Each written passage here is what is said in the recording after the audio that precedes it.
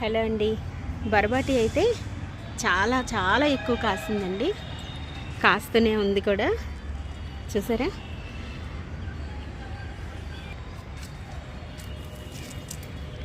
ఇదిగోండి, ఈ విధంగా ఇంట్లో బర్బాటి తీసుకొని చక్కగా కర్రీ చేసుకుంటే టేస్ట్కి టేస్ట్, హెల్త్కి హెల్త్. అవునంటారా కాదంటారా?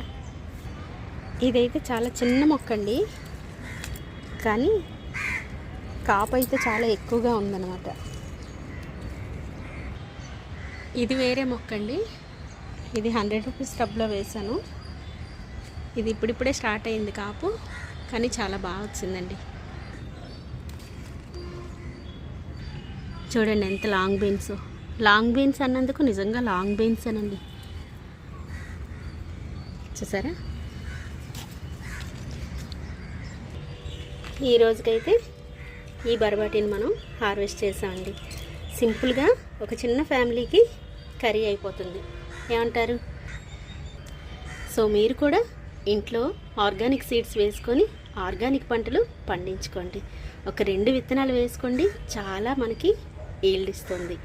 ఈ వీడియో మీకు యూజ్ అయిందని అనుకుంటాను. నెక్స్ట్ వీడియోలో మళ్ళీ కలుద్దాం.